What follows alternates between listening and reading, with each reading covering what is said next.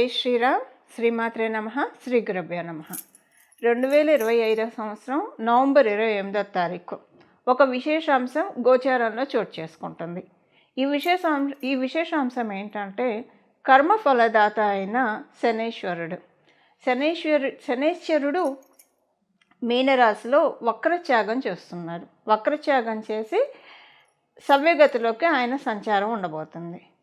వక్రత్యాగం చేసి సవ్యగతిలోకి ఆయన మీనరాశిలో ఉండడం వల్ల ద్వాదశ రాశుల వాళ్ళకి, ద్వాదశ లగ్నాల వాళ్ళకి ఎలాంటి ఫలితాలు ఉంటాయో మనం ఇప్పుడు చూద్దాం. కాలపురుషుడు కుండలిలో ఆఖరిదైన మీనరాశి, ఇంకా దాని తర్వాత వచ్చేది మేషరాశి. సో ఈ 12వ స్థానంలో శనేశ్వరుడు వక్రగతి కావచ్చు, శనేశ్వరుడు సవ్యగతి కావచ్చు. ఈ రెండూ కూడా చాలా మేజర్ రోల్ ప్లే చేస్తాయి ద్వాదశ రాశుల వాళ్ళకి, ద్వాదశ లగ్నాల వాళ్ళకి. ఈ ముఖ్య భూమిక ఏంటి, ఏ విషయాల్లో బాగుంటుంది, ఏదన్నా విషయాల్లో జాగ్రత్తల్ని సూచిస్తుందా, ఇవన్నీ కూడా మనం ఇప్పుడు ఒకసారి తెలుసుకుందాము. ద్వాదశ రాశుల వాళ్ళకి, ద్వాదశ లగ్నాల వాళ్ళకి యూనిక్గా అందరికీ, అంటే ద్వాదశ రాశుల వాళ్ళకి, ద్వాదశ లగ్నాల వాళ్ళకి, 27 నక్షత్రాల వాళ్ళకి అందరికీ అప్లికేబుల్ అయ్యే పాయింట్స్ ఒకసారి మనం ఇప్పుడు చూద్దాం. మీనరాశిలో ఆయన సంచారము సవ్యగతిలోకి వస్తూ ఆయన సంచారము ఒక రకంగా కొన్ని స్తంభించి ఉన్న పనులు, అంటే ఆయన వక్రగతిలోకి వెళ్ళి కూడా మేలే చేశాడు. ఎందుకంటే వక్రగతి కుంభరాశి వైపు కాబట్టి కొన్ని మేలు కూడా జరిగింది. అయితే దాంట్లోనే కొంచెం స్తంభించిపోయిన అంశాలు కూడా ఉన్నాయి.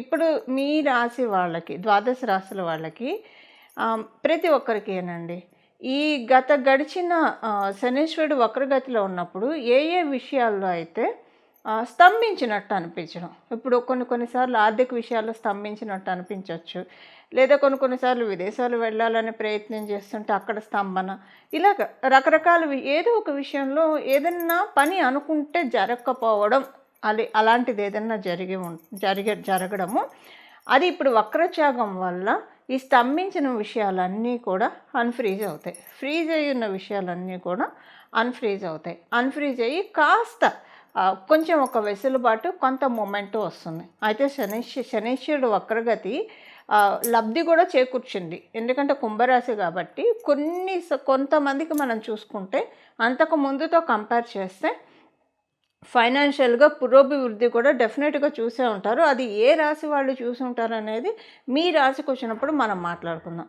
ఇప్పుడు ఏంటంటే ఆయన వక్రగతిలో ఉన్నప్పుడు ఏవేవైతే మైనస్ ఉన్నాయో అవి సవ్యగతిలోకి వచ్చినప్పుడు ప్లస్ అవుతాయి. సింపుల్గా చెప్పాలంటే వక్రగతిలో ఉన్నప్పుడు ఏదైనా విషయంలో మైనస్ అవి ఉంటే అవి ఇప్పుడు ప్లస్ అవుతాయి.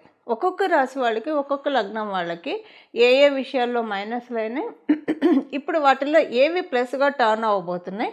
అలాగే మీనరాశిలో సవ్యగతిలో శనీశ్వరుడు సంచారం ఏదైనా శుభాంశనిస్తున్నా, జాగ్రత్తలను సూచిస్తున్నా, వీటికి చేసుకోవాల్సిన పరిహారము అవన్నీ కూడా ఇప్పుడు మనం తెలుసుకోవడానికి తెలుసుకుందాము. సింహరాశి, సింహ లగ్నంలో పుట్టిన వాళ్ళకి మీకు అష్టమ అంటే ఇప్పుడు దాకా ఆయన వక్రగతిలో ఉన్నాడు. వక్రగతిలో ఉంటూ అష్టమ స్థానంలో ఉంటూ వక్రగతిలోకి వచ్చాడు ఆయన. మీకు ఇప్పుడు జరిగిన రోజులు, అంటే ఆయన వక్రగతిలో ఉన్నప్పుడు ఒక్కసారి మనం చూస్తే మీరు వివాహ ప్రయత్నాలు చేస్తూ ఉంటే ఓకే, అది ఒక రకంగా పెక్యులర్ అని చెప్పచ్చు. మీరు వివాహ ప్రయత్నాలు చేయకుండా ఉండి మీరు పెళ్ళిడు, అంటే మీరు కావచ్చు, మీ ఇంట్లో ఎవరైనా పెళ్ళిడికి వచ్చిన వాళ్ళు ఉంటే సడన్గా వివాహం జరిగిపోతుంది. అన్నీ అలా అనుకోకుండా మీరేం ప్రయత్నం చేయకుండానే మంచి సంబంధం దొరకడం అలా ఉంటుంది. అంటే ఇది అందుకే పెక్యులర్ అన్న. ఒకవేళ మీరు అలా కాకుండా పెళ్లి ప్రయత్నాలు చేస్తూ ఉంటే, అది మీ ఇంట్లో వాళ్ళకి మీరు ప్రయత్నాలు చేస్తున్నా, లేదా మీరే యుక్త వయసుకు వచ్చి వివాహ ప్రయత్నాలు చేస్తూ ఉన్నా, ఇది ఎలా ఉంటుందంటే మీరు అనుకున్న సంబంధము ఏదైతే అవ్వదేమో, అది మీకు ఇష్టమైందన్న ఇది డెఫినెట్గా అవ్వదు, ఇది మనకి సెట్ అవ్వదంటే మీకు ఇష్టం ఉంటుంది, కానీ వాళ్ళు మీకు ఒప్పుకోరేమో అని ఎక్కడో ఒకటి లోపల ఉంటుంది. అలా ఉన్నవి అవుతాయి. అంటే మీరు ఏదైతే అవ్వదు అనుకుంటారో మీకు ఇష్టమైందే మళ్ళీ అది అయ్యి ఉంటుంది ఆ వక్రగతిలో ఉన్నప్పుడు. అందరూ వివాహ ప్రయత్నాలు ఇలానే ఉండదు కదా. వివాహ ప్రయత్నాలు చేసే వాళ్ళకి ఇలాంటి ఫలితాలు ఉంటాయి వక్రగతిలో ఉన్నప్పుడు. సో వివాహం కాకుండా ఉంటాయి. డెఫినెట్గా వివాహితులకి భార్యాభర్తల మధ్య సఖ్యత, ఒక అండర్స్టాండింగ్, మీ ఇద్దరి మధ్య ఏవైనా డిస్ప్యూట్స్ ఉంటే అవన్నీ సమస్య పోవడం, ఒక అండర్స్టాండింగ్ మోడ్లోకి రావడం, ఇది ఉంటుంది. ఇదొకటి ఉంటుంది. సో ఇంకా రిమైనింగ్ పీపుల్కి మామూలుగా మనం అంటే ఈ వివాహానికి సంబంధించింది లేదా వివాహితులకి ఈ రెండు మనం పక్కన పెట్టేస్తే మిగతా వాళ్ళకి నార్మల్గా స్టూడెంట్స్ ఉంటారు, కొంతమంది అంటే సింగిల్ స్పౌస్ లేకుండా ఉండేవాళ్ళు ఉంటారు. సో సీనియర్ సిటిజన్స్ ఇలాంటి వాళ్ళందరికీ ఏంటంటే ఈ ఒక కంపానియన్షిప్ అండి, అంటే ఒక ఎక్కువ మందితోటి కలిసి ఉండడము ఈ వక్రగతిలో ఉన్నప్పుడు బాగా మంచి కంపెనీని అయితే ఎంజాయ్ చేసి ఉంటారు. అంటే ఒక లోన్లీనెస్ లేకుండా, ఓకే, లోన్లీనెస్ లేకుండా గడిపి ఉండడానికి ఆస్కారం ఉంది ఈ వక్రగతిలో ఉన్నప్పుడు. ఇప్పుడు ఆయన సవ్యగతిలోకి వచ్చాడు. ఫలితాలు మనం ఒకసారి చూద్దాం. ఇప్పుడు ఎలాంటి ఫలితాలు రాబోతున్నాయి. సవ్యగతిలోకి ఆయన వచ్చిన అష్టమ స్థానంలో ఆయన సంచారం చేస్తూ ఉన్నాడు. అష్టమ స్థానం కాలపురుషుడు కుండలిలో నుంచి అది మోక్షస్థానం అవుతుంది, వ్యయస్థానం మోక్షస్థానం అవుతుంది. ఇంకొకటి మనం చూసుకుంటే అది మోక్ష త్రికోణం కూడా. అష్టమ స్థానం మోక్ష త్రికోణం, మనకి ధర్మ త్రికోణం, అర్ధ త్రికోణం, కామ త్రికోణం, మోక్ష త్రికోణం, ఇలా 4 త్రికోణాలు ఉంటాయి. ఈ 8 and 12 4, 8, 12 మోక్ష త్రికోణాలు. మీరు కనుక ఈ సమయాన్ని బాగా ప్రాపర్గా యూటిలైజ్ చేసుకొని, అంటే మీ డే టు డే లైఫ్లో మీ పనులు మీరు చేసుకుంటూ ఎక్కువ ఏదైనా గ్రంథాలు చదవడానికి ప్రయత్నించండి. అది పురాణాలు, ఓకే, పురాణాలు ఏదైనా పురాణాలు చదవడము, లేదా ఆధ్యాత్మికకు సంబంధించింది. ఇప్పుడు ఒక యోగి ఆత్మకథ చదువుతారు, ఏదో ఒకటి ఆధ్యాత్మికతకు సంబంధించింది ఏదైనా చదివితే కనుక ది బెస్ట్ రిజల్ట్స్ మీరు చూస్తారు. అంటే ఇదేం రెమెడీ ఆస్పెక్ట్లో చెప్పట్లేదు, కానీ ఇలా మనం ఇన్క్లైన్ అయితే, లేదు అసలు ఇదంతా లేదు, మీరు ఏదైనా స్కిల్ సెట్ని పెంచుకోండి. స్కిల్ సెట్ని డెవలప్ చేసుకోవడానికి ఇది ది బెస్ట్ పీరియడ్. అష్టమ స్థానంలో మార్పులను సూచించే రాశి మనకి కాలపురుషుడు కుండలిలో అష్టమ స్థానమే అవుతుంది. ఇప్పుడు ఆయన అక్కడ ఉన్నాడు. సింహరాశి వాళ్ళకి మీరు ఎక్కువగా ఏదో ఒకటి స్టడీ చేయండి. ఇది స్టడీ చేయడం వల్ల నా కెరియర్ అప్గ్రేడ్ అవుతుందన్నది ఏదో ఒకటి ఉంటుంది కదా, అది మీరు స్టడీ చేయడానికి స్టడీ చేయండి. ప్రయత్నించడం కాదు, స్టడీ చేయండి. నేను మెటీరియల్ స్టడీసే చెప్తున్నా. స్టడీ చేస్తే చాలా మంచి రిజల్ట్స్ వస్తాయి. తర్వాత అష్టమ స్థానం నుంచి ఆయన నవమ స్థానంలోకి వెళ్ళినప్పుడు అంటే ఒక జాడించి మంచి ఫలితాలను ఆయన ఇచ్చే తీరుతాడు, అందులో ఎలాంటి సందేహం లేదు. ఇది చాలా మంచి టైము. ఇప్పుడు ఒక రకంగా చెప్పాలంటే ఒక ఎగ్జామ్ మనం రాయాలంటే, కాంపిటేటివ్ ఎగ్జామ్ అనుకోండి, ఎంత ప్రిపేర్ అవ్వాలి, అలా మీ కెరియర్కి తగ్గట్టు ప్రిపేర్ అవ్వండి. ఇప్పుడు కెరియర్ ఎలా పెట్టుకుంటే బాగుంటుంది. సపోజ్ మీరు ఒక ఉద్యోగం చేస్తున్నారు, గ్రౌండ్ వర్క్ చేయండి.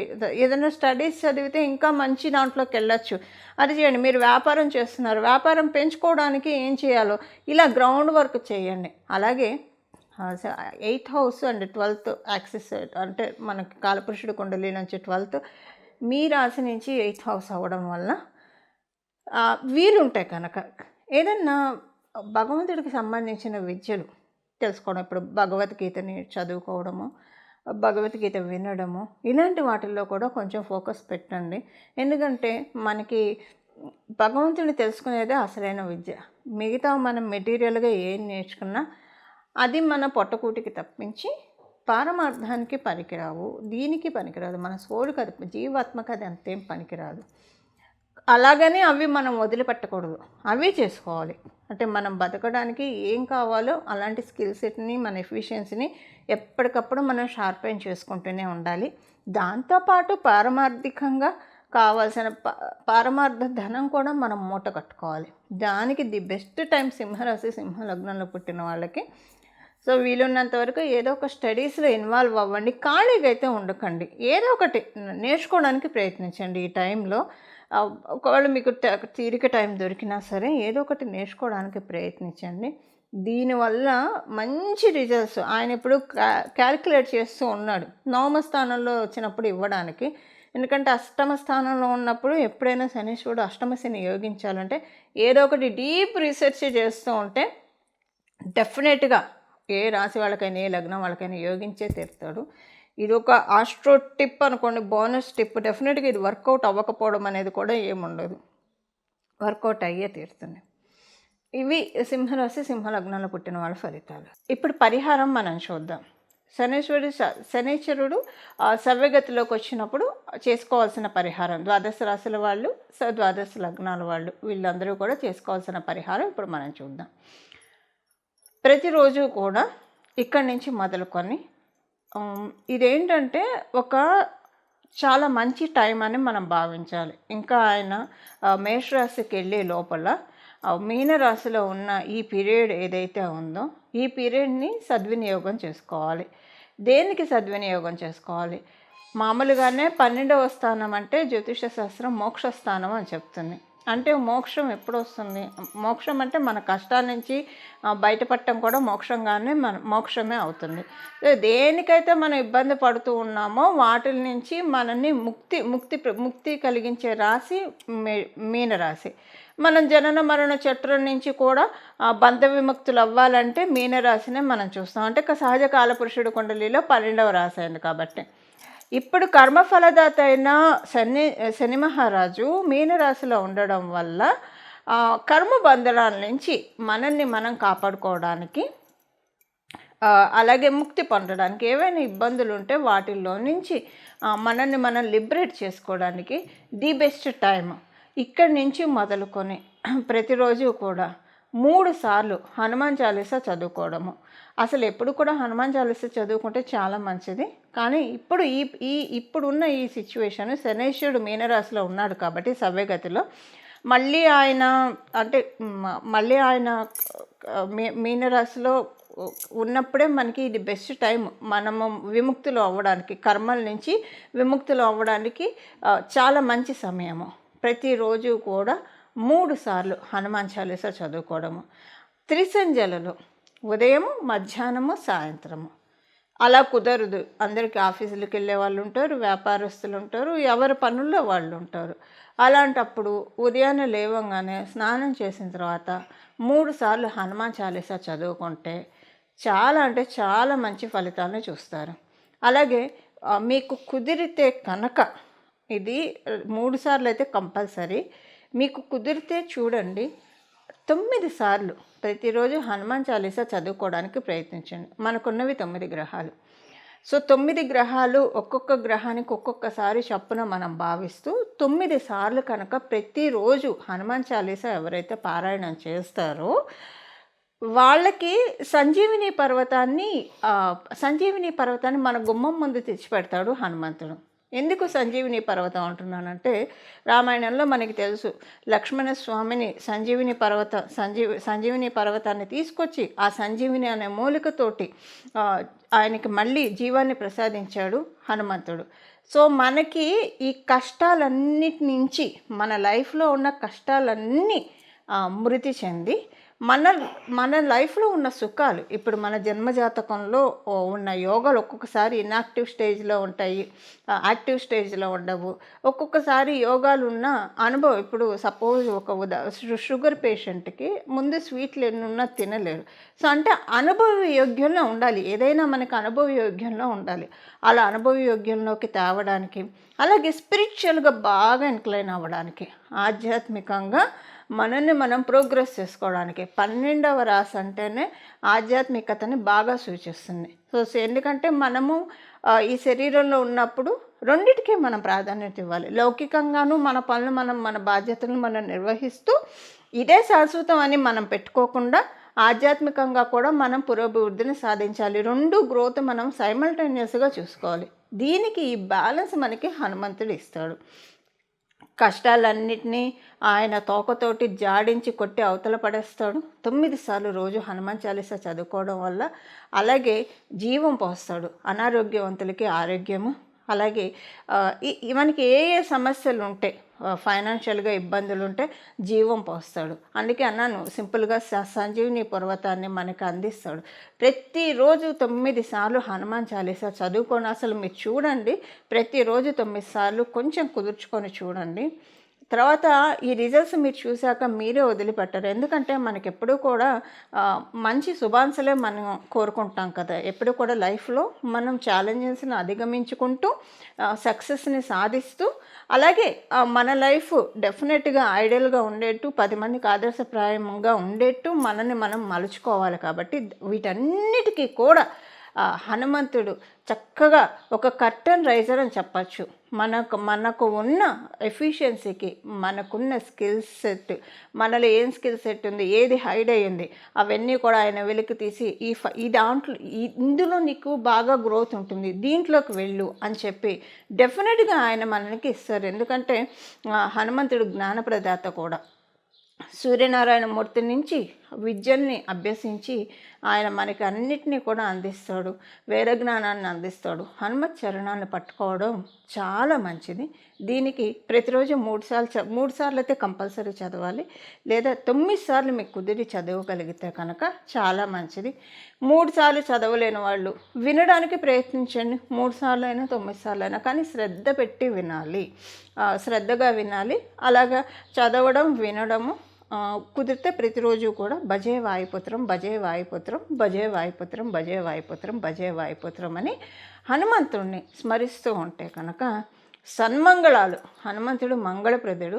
మన జీవితంలో సన్మంగళాన్ని ఆయన చాలామందికి మీ అందరికీ తెలిసి ఉంటుందండి. హనుమంతుడు ఆరాధించేవాళ్ళు మన కష్టాల నుంచి ఎలా బయటపడేస్తారో, పిలిస్తే పలికే దైవము అని అయితే చెప్పడంలో ఎలాంటి సందేహం లేదు.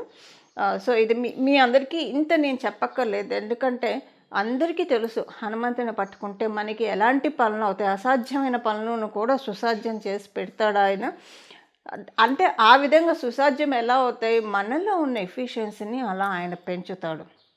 సో మనందరం కూడా ఈ సమయాన్ని సద్వినియోగం చేసుకొని హనుమత్ కృపకి పాత్రులయ్యి తద్వారా మన జీవితాన్ని ఆనందమయంగా సాగించాలని చెప్పి నేను కూడా మనందరి తరఫున హనుమంతుడిని మనస్ఫూర్తిగా ప్రార్థిస్తూ మంగళం. నమో భగవతే వాసుదేవాయ.